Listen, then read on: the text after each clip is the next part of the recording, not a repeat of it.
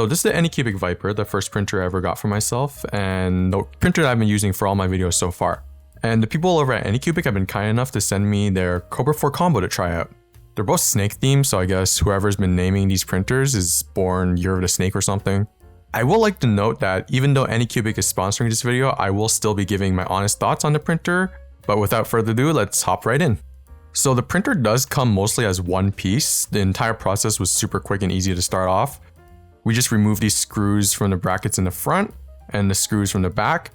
The screws that are deep inside did slow me down a little bit as they were a bit tricky to remove since there wasn't enough room to twist the Allen key that was provided like 360. But I did happen to have this straight version in my toolbox, so I just used that instead. They give you these covers to plug up the holes so that everything is nice and clean. And then we just have to free up the screws on the side here.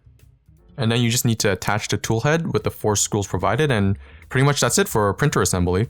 Next, we have the Ace 2 Pro, which is where the multicolor printing comes in. It goes up to 4 colors, but with an upgrade, you can go up to 8. It also functions as filament storage and a dryer. Currently, my method of storing and keeping my filament dry is just keeping in this bucket with the flavor packets. So this is definitely like a welcome new addition. So all we have to do is just connect these PTFE tubes to the top of the tool head and then to the back of the Ace 2 Pro here.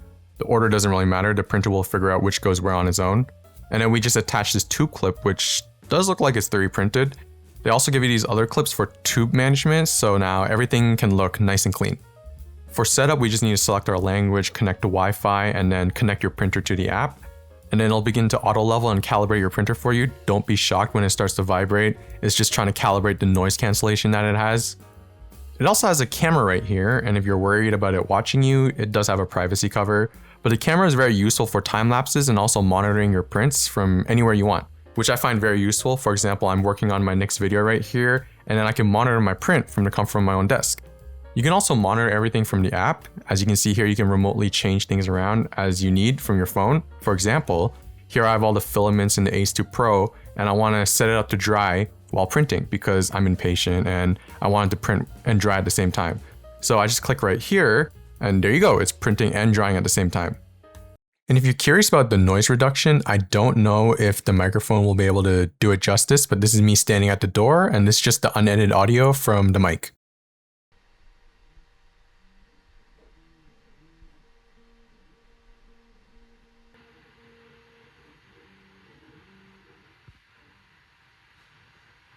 It also has AI tools to auto-detect if there's like foreign objects on your printer or spaghetti detection. In case anything goes wrong, it'll pause the print for you.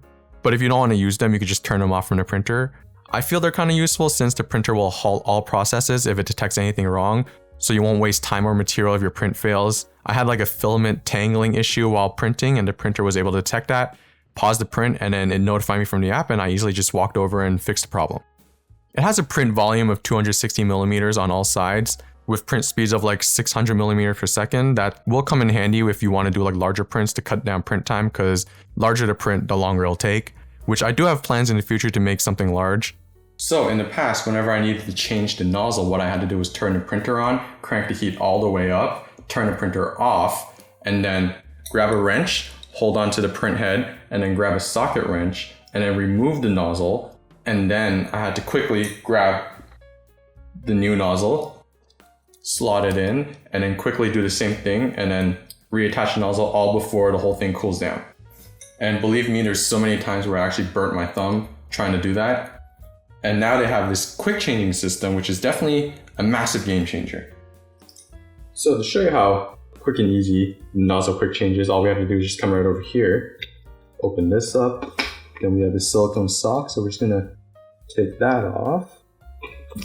And over here we just have this clasp, so we're just gonna open that clasp, open this clasp up here, and then the nozzle is free to come out, just like that. So I don't really have a second nozzle, they didn't give me a second one, so we're just gonna put this one back in. So we slot that in, that's in there, we clasp this back up, and then we clasp this back up, grab the silicone sock,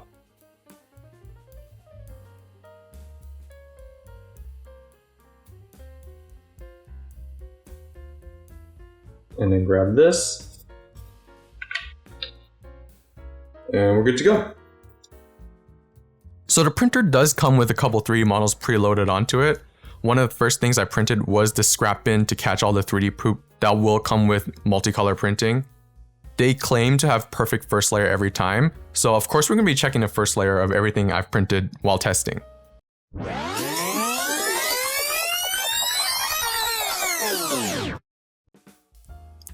Alright, so first we have the scrap box that I printed. Let's take a look at the first layer. What we're looking for is any gaps, and everything looks pretty smooth and clean. No imperfections, no stringing. On the sides as well, there's no uneven layers. There's nothing sticking out. The text here came out pretty well. It's perfectly clean. No complaints so far. And of course I printed benchies, which is kind of like the hello world of 3D printers. And since the Kobra 4 is an entry-level kind of beginner printer, I'm going to explain what the benchie does. It's basically the one model to benchmark things about the printer. So you're really checking like the first layer, how it does curves, how it does overhangs and whatnot. This one here is the speed test version and this is the normal version. This one took like 14 minutes and then this one took like 40 minutes. You can obviously go slower if you want like better details, but since they kind of advertise that this printer can go up to like 600 millimeters per second, I wanted to push it to its limit just to test everything out. So we're going to take a look at these together. The first thing we're going to look for is the bottom here. And we're going to try to see how the first layer is. So what we're looking for is being able to read the text properly. The text isn't squashed and there aren't any gaps, which the first layer looks pretty good. For this one, where you're pushing it to the limit, you can kind of see it's a little bit different since it's moving fast, but it's still coming out pretty clear, which means good first layer, good leveling, and also good extrusion. Even though this one is going really fast, it still has good flow and good extrusion. Taking a look at the side here, what we're looking for is good curves, how it handles holes, and just seeing if everything's like nice and smooth. Over here, what we're looking for is bridging and overhangs. So on the side, we can take a look at it here too, which looks pretty good. No drooping, no sagging. So overall, looks pretty good. Even with it going pretty fast, you can see some slight differences when you push it to go faster, but not that large of a difference. And of course, I want to test out the multicolor printing. So here I have the model that I made in Blender, Hachiwari on a toilet. I like modeling all this stuff myself and I encourage everyone to learn how to do it yourself. But if you're starting out, you haven't really like learned yet, there's also Maker Online, which is Anycubic's own model sharing platform for you to download and print your own models. So to prepare our model for multicolor printing, we had to put it into Anycubic Slicer and I went ahead and painted it already. And then we're just gonna go ahead and send it over to our printer. Over here, I have my colors loaded up. It's not recommended that you use paper spools in the Ace 2 Pro because the spools will wear out as it rubs along the surface. But if you do have paper spools, let me just show you. You just have to print out these rings that I just found on Maker Online and just put them on the spools and you're good to go. If you're using the Anycubic spools, they do have RFID chips so that they'll just automatically input the colors for you into the printer. And I just wanted to show you all an example of everything working together. So here I have the Anycubic spools, the paper spools, and I also have the sample filament that came with the printer, it's just sitting right here. And all you really have to do is come over to the printer, assign the material and the color. They have all these colors for you to choose, or if you somehow memorize the hex code, you can type that in. Unfortunately, there's no like color wheel for you to drag around like when you're digital painting, but you just select the color and then you're good to go.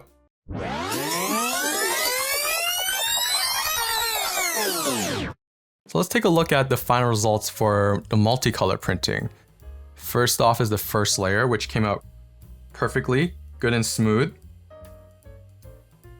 It does look like I probably need to dial in my support settings a little bit since I just got this printer. Every printer is different for support settings, so I'll probably need to do more experimenting to get the support settings right to make everything perfect.